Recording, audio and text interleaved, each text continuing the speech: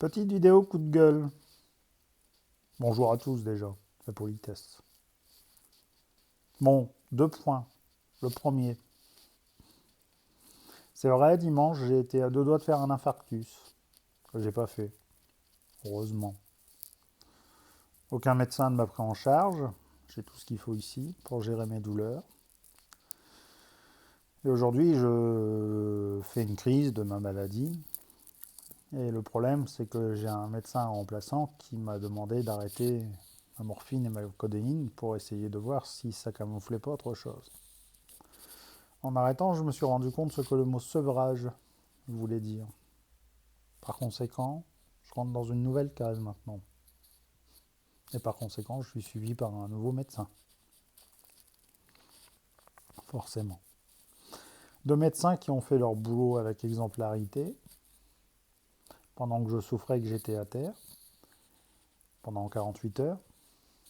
Par contre, il y a quelqu'un qui n'a pas brillé dans l'histoire et qui normalement me suit depuis 8 ans et qui a eu tous les éléments en main et qui devait me rappeler le médecin généraliste, gérer, parce que c'est son cas, parce que c'est son traitement, parce que c'était à cette personne de changer la thérapie, ou en tout cas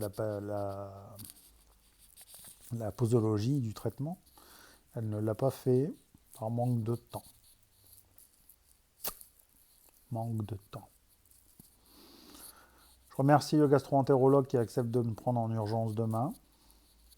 Je remercie aussi le cardiologue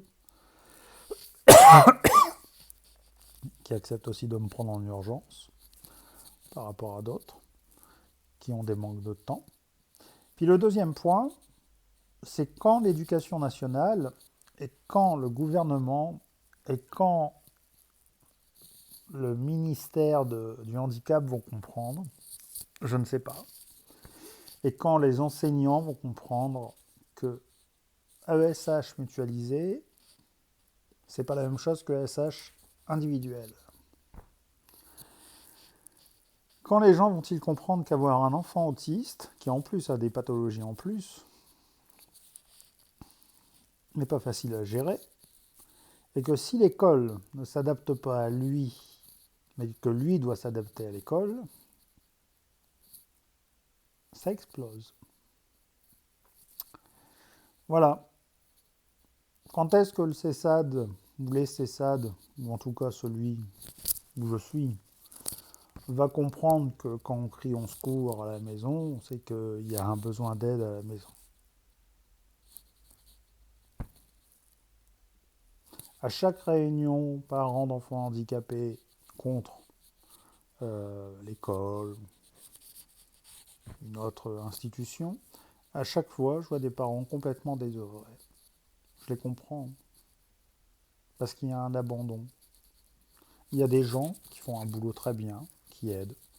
Il y a des élus locaux, des associations, il y a certains spécialistes, il y a de moins en moins de psychiatres, de pédiatres, ça c'est vrai. Mais il y en a certains qui font un boulot extraordinaire et qui ne comptent pas leurs heures, et qui sont là pour vous et qui vous tendent la main et qui ne vous laissent pas tomber. Mais à l'inverse, ceux qui sont censés être là pour vous, parce que c'est nommé dans une notification, eux, alors, manque de moyens, manque de temps, verticalité du pouvoir qui fait qu'ils ne donnent pas ce qu'il faut, j'en sais rien. Je ne sais pas, je ne vais pas chercher. J'ai fait ça il y a très longtemps, j'ai lu les plans autisme, handicap et autres. Le petit film qui vient de sortir au Festival de Cannes a fait polémique sur pas mal de choses, donc on voit que le handicap est encore un problème dans notre pays. Et de toute façon, j'en suis un, alors je sais de quoi je parle, mais n'empêche que il y a quand même des sacrés coups de pied au cul qui se méritent. Il y a quand même des gens qui sont bien placés, qui ont des bonnes places, qui ont des responsabilités, qui doivent normalement rendre des comptes sur telle ou telle chose. Je ne parle pas des politiques là. Je ne parle pas des politiques. Je parle de ceux qu'on place à la direction de centres, de ceux qu'on place dans des missions pour gérer de gestion d'AESH ou de choses comme ça. Et c'est fait avec une main très légère. Je ne veux pas dire sans compassion, je ne me le permettrai pas. Mais c'est pas fait avec une efficacité. Il n'y a pas d'efficience derrière. Comme d'habitude, c'est les parents qui se battent. C'est usant, c'est fatigant, je tiens à le dire. Et encore une fois, je le dis. Je donne tout mon soutien à tous les parents qui ont des enfants handicapés. Parce que souvent, ils sont seuls ou très peu accompagnés. Et souvent, ceux qui leur tendent la main, c'est ceux qui ne sont pas censés être là, à qui on n'a rien demandé, comme des élus locaux ou des associations, ou des groupes de parents d'enfants handicapés. Tandis qu'il y en a d'autres qui ont des responsabilités et qui sont censés être là pour ça, et qui font un peu l'autruche. Et ça, c'est agaçant. Voilà. Je vous fais des gros bisous. J'embrasse pas mon médecin interniste. Elle a reçu un mail. Je pense que ça va être houleux entre nous. Mais c'est pas grave. J'ai l'habitude. Je suis un éléphant dans un magasin de porcelaine. Et quand la porcelaine est juste belle et qu'elle ne joue pas son rôle, j'aime bien la casser. C'est une belle image, mais elle n'est pas de moi. Voilà. Gros bisous à tous et prenez soin de vous.